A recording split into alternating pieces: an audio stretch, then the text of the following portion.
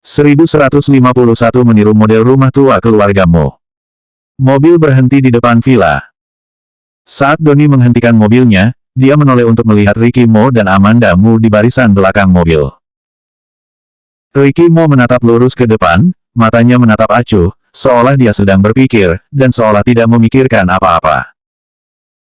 Amanda Mu dan Donnie saling memandang, menoleh dan berkata kepada Ricky Mo, "Sudah sampai, mari kita turun." Butuh waktu sejenak bagi Ricky Mo hingga akhirnya tersadar. Tatapannya beralih ke villa di luar jendela mobil melewati wajah Amanda Mu. Kecuali untuk perubahan pandangan mata, dia masih duduk tidak bergerak dan tidak berniat untuk keluar dari mobil. Amanda Mu terdiam beberapa saat, membuka pintu, dan berencana turun. Begitu dia keluar dari mobil dengan satu kaki, pergelangan tangannya ditarik. Saat melihat ke belakang, ia menemukan Ricky Mo yang sedang menatapnya. Amanda Mu berkata dengan lembut, "Aku masuk dulu." Dia melepaskan tangan dari Ricky Mo dan keluar dari mobil.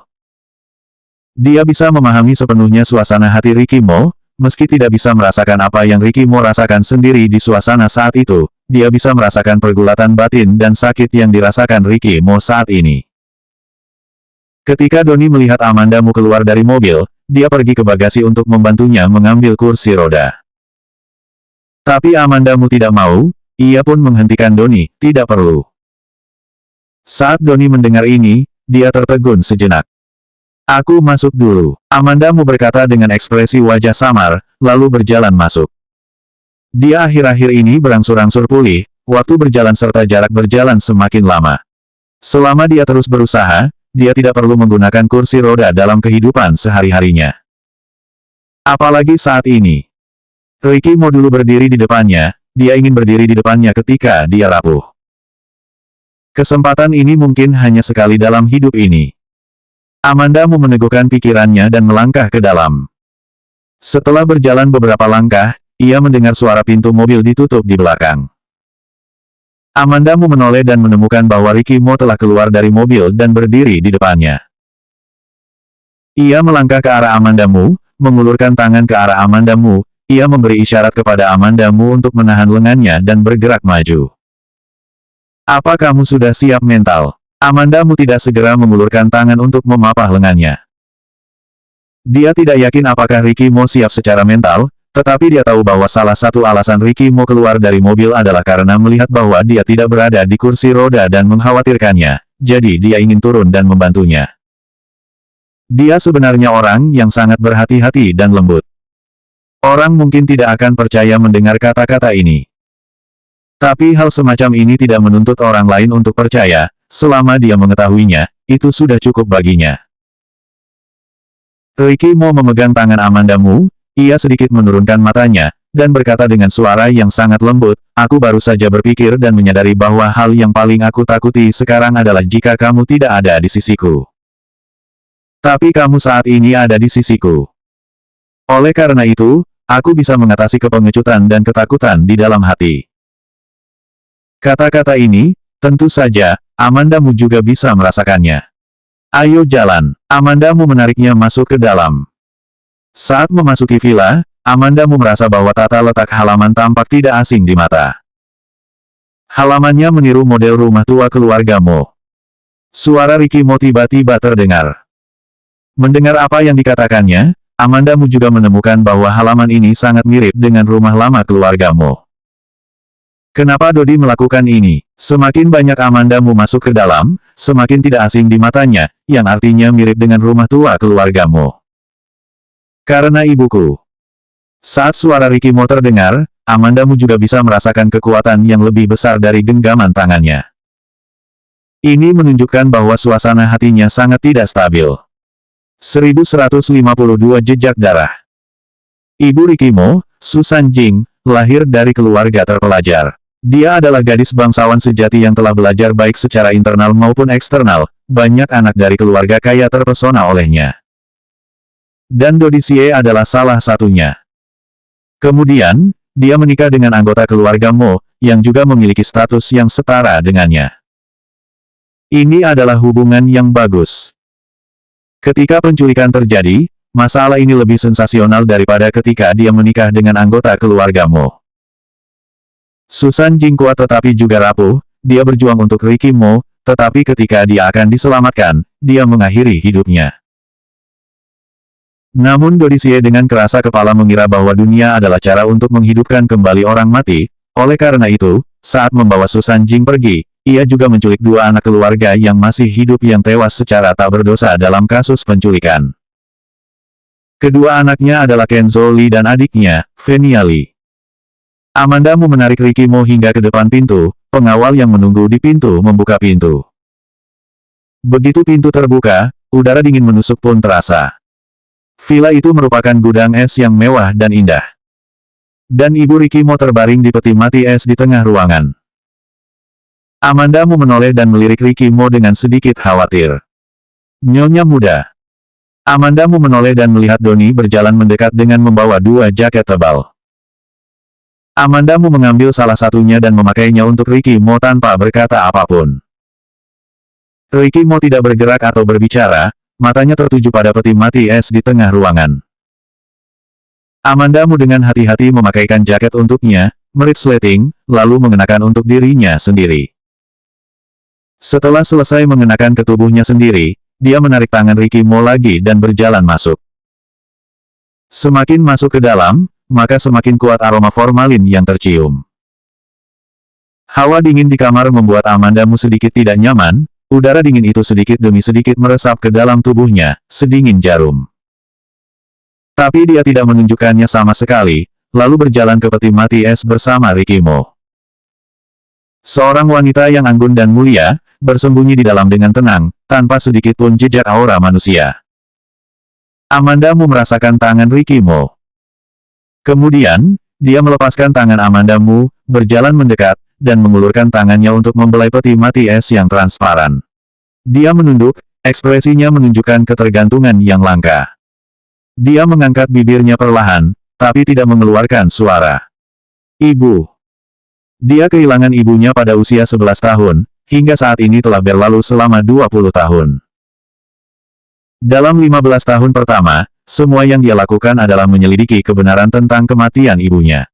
Dalam beberapa tahun berikutnya, dia sudah memiliki Amanda Mu dan Joanna Mo, jadi kehidupannya yang sepi, akhirnya berwarna cerah. Tapi dia terjebak di sini. Semasa hidup dia ditipu oleh Herman Mo dan mengalami segala penghinaan. Setelah kematiannya, dia dijebak di sini oleh Dodisie, hingga membuatnya tidak merasakan kedamaian. Tangan Ricky Mo di atas peti mati es itu perlahan-lahan mengencang, simpul di lehernya meluncur, dan perlahan menghembuskan napas.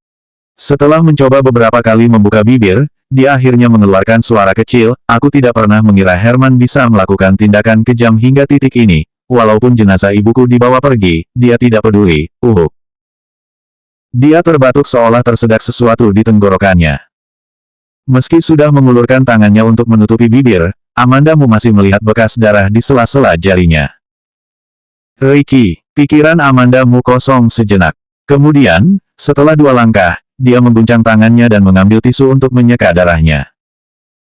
Aku baik-baik saja. Meski begitu, Ricky Mo masih tetap menenangkannya. Dia tidak berani bertanya pada Ricky Mo, apalagi kenapa dia batuk darah. Dia tidak berani bertanya. 2 hari terakhir ini, keadaan Ricky Mo terasa tidak wajar, yang membuatnya merasa tidak nyaman. 1153 Amanda sangat mencintai Ricky. Meskipun hati Amanda Mu gelisah, namun dia segera tenang.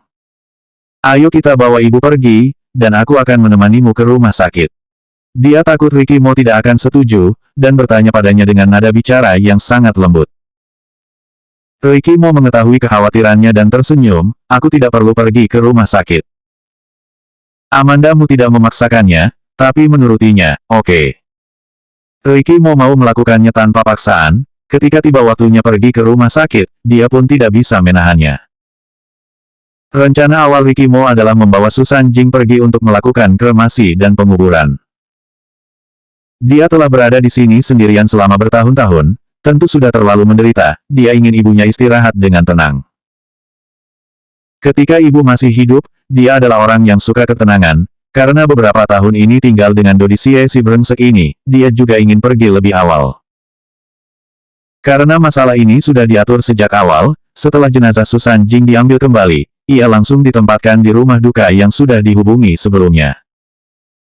Setelah melakukan ini, Amanda Mu kembali ke mobil dan berkata kepada Donnie, pergi ke rumah sakit. Aku tidak mau pergi. Ricky Mo menolak dengan cemberut. Amanda Mu jarang menunjukkan ekspresi dingin pada wajahnya, kita harus pergi.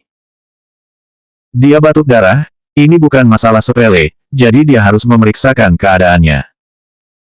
Ricky Mo memanggil namanya dengan tidak setuju, Amanda. Ricky, Amanda Mu juga memanggil namanya, tapi nadanya sedikit lebih buruk dari Ricky Mo. Ricky Mo tidak bisa menahan tawa, kamu tidak mencintaiku lagi, kamu begitu galak padaku. Iya, aku tidak mencintaimu lagi. Amanda Mu memelototinya. Wajah Ricky Mo tampak cemberut, lalu berkata dengan nada peringatan, Amanda, aku akan memberimu kesempatan untuk mengatur ulang nada bicaramu. Aku mencintaimu, aku sangat mencintaimu. Amanda sangat mencintai Ricky. Amanda Mu mengusap kepalanya, sayang, ayo kita pergi ke rumah sakit. Ricky Mo sepertinya telah dijauhi oleh monster besar, dia pun diam dan tidak berkata apa-apa. Ricky Mo dengan patuh mengikuti Amanda Mu ke rumah sakit. Setelah pemeriksaan, Donnie menjaga Ricky Mo, dan Amanda Mu pergi ke kantor dokter seorang diri.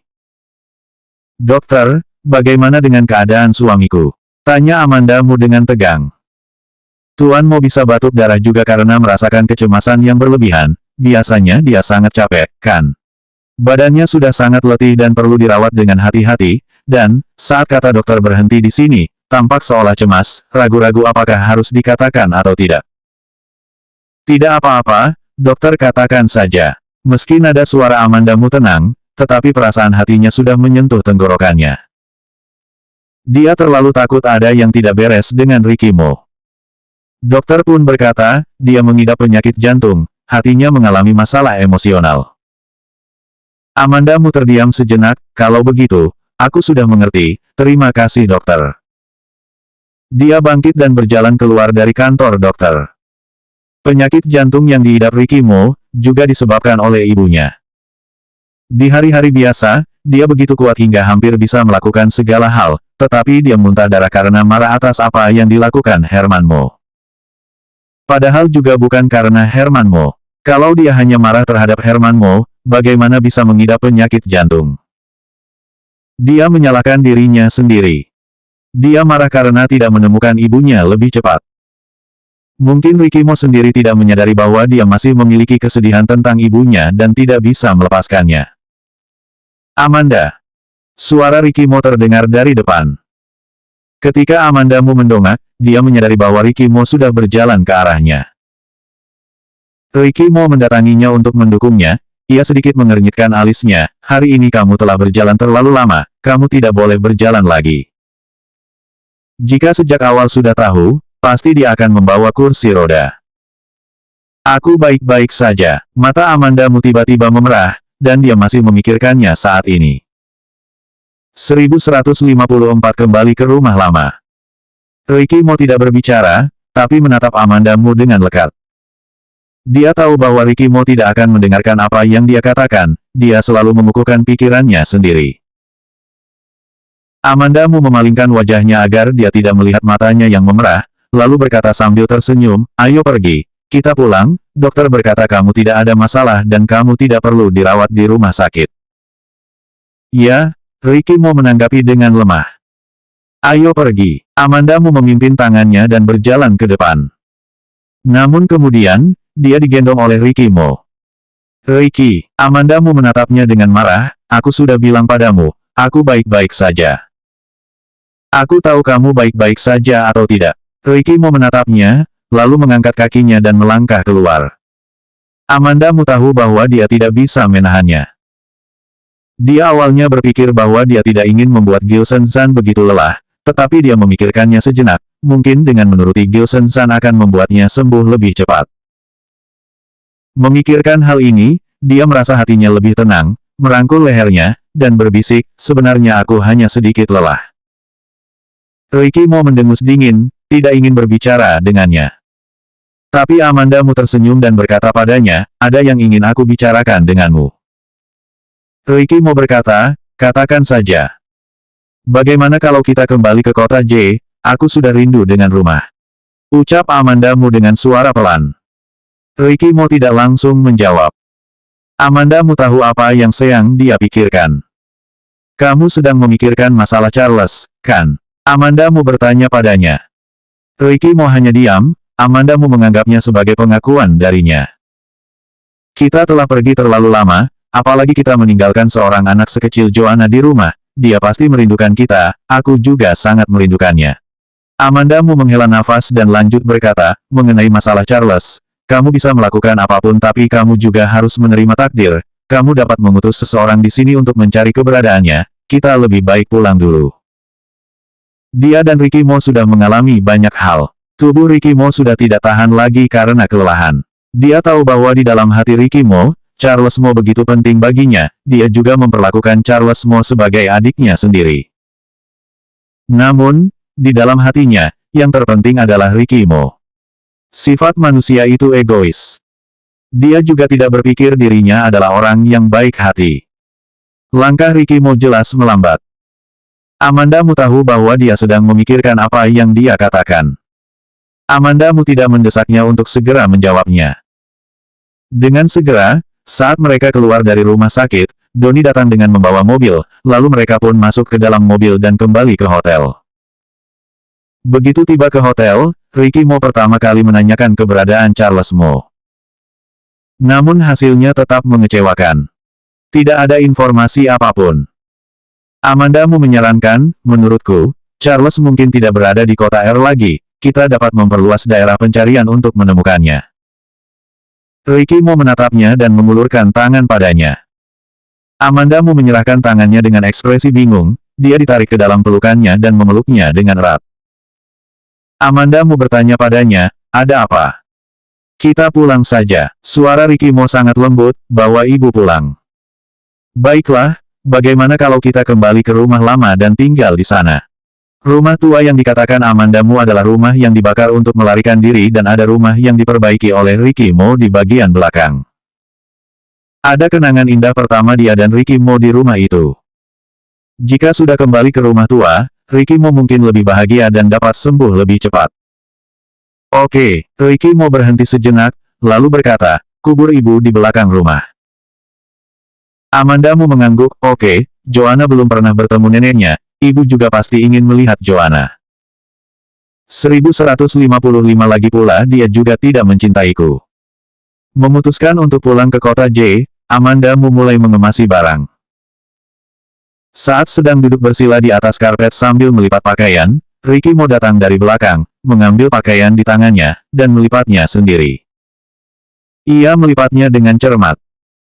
Amanda Mu memandangi pakaian yang terlipat rapi olehnya, lalu diam-diam menoleh untuk melihat beberapa pakaian yang telah dia lipat sebelumnya, dan menemukan bahwa kerapiannya sebanding. Luar biasa, Amanda Mu membungkuk dan mengacungkan jempol. Ricky Mo meliriknya, hanya melipat baju saja, apakah aku ini orang yang bodoh di matamu? Apakah aku tidak boleh memujimu? Amanda Mu mendengus, lalu mengambil pakaian untuk mulai melipat. Ricky Mo mengambil pakaian di tangannya lagi, diam, jangan membuat tambah berantakan di sini. Amanda Mu. Meskipun hari ini dia sudah banyak berjalan, namun dia tidak merasa terlalu lelah, yang juga menunjukkan bahwa tubuhnya semakin lebih baik, dia menganggap bahwa Ricky Mo hanya rewel. Dia mengerutkan bibirnya, tidak bangun, tetapi mengalihkan pembicaraan dan berkata, besok kita harus pergi membelikan hadiah untuk Joanna. Berbicara tentang Joanna Mo, Ricky Mo terlihat sedikit lebih serius, dan bertanya, barang apa yang dia belum punya. Amanda Mu sedikit tercengang, dan dengan serius menjelaskan kepadanya, alasan mengapa sebuah hadiah disebut sebagai hadiah bukanlah untuk membelikannya karena dia kekurangan barang, tetapi untuk memberinya kejutan, mengungkapkan cintamu padanya, dan menjalin hubungan dengannya. Suatu langkah penting dalam hubungan antara ayah dan anak perempuan. Kalau tidak membawa hadiah, artinya aku tidak mencintainya. Ricky Mo mengangkat alis. Tentu saja, bukan. Tapi sebelum dia bisa mengucapkan kata terakhir tersebut, dia mendengar Ricky Mo berkata tanpa emosi, lagi pula dia tidak mencintaiku. Amanda malas untuk mempedulikannya. Pria ini kata-katanya tidak selaras dengan hatinya. Keesokan paginya, pria yang berkata, lagi pula dia tidak mencintaiku, mengemudikan mobil untuk mengantar Amanda pergi ke mall pada pagi hari. Mereka tidak memanggil Donnie, mereka membiarkan dia tinggal di hotel untuk beristirahat setelah sibuk belakangan ini. Karena belum yakin kapan akan kembali ke hotel, Ricky mau tetap membawa kursi roda, tapi Amanda tidak menggunakannya saat keluar dari mobil. Sebaliknya, dia ingin menunggu dirinya sampai lelah, hal ini membuat Ricky tidak banyak bicara. Namun, saat berbelanja, Ricky tetap menjaga Amanda dan tidak lama-lama berbelanja. Saat kembali ke mobil, Ricky langsung meletakkan barang-barangnya di barisan belakang. Saat mengemudi di depan, dia melirik ke kaca spion dan berkata, mengapa membeli begitu banyak barang untuk anak kecil? Ya, mengapa membelikan begitu banyak barang untuk anak kecil? Amanda berkata dengan serius, dan menambahkan, lagi pula bukan aku yang mengambil barang-barang itu. Semua barang diambil oleh Ricky Mo. Ricky sangat penuh perhitungan, bahkan untuk belanja, tujuannya sangat jelas. Saat masuk toko, langsung ambil barang yang dibeli, namun Amanda lihat-lihat sana-sini dan belum mengambil barang apapun, sedangkan Ricky sudah mengisi keranjang belanjaannya dengan penuh. Ricky terdiam beberapa saat dan mengganti topik pembicaraan, ayo pulang. Ya, Amanda menoleh dan melihat keluar jendela mobil, dia tidak tahan ingin tertawa. Mulut kaku. Begitu Ricky menyalakan mobil, ponselnya berdering. Melihat dirinya sedang mengemudi, Amanda membantunya mengambil ponselnya. Amanda melirik layar ponsel dan berkata, tidak ada keterangan. Ricky menoleh, lalu menyerahkan telepon kepadanya. Ricky hanya mengatakan satu kata, angkatlah. Amanda membantunya menekan tombol angkat dan menyerahkannya kepadanya. Dia mendengar Ricky dengan dingin berkata ke telepon, ada apa? Selanjutnya bab 1156 sama sekali tidak layak.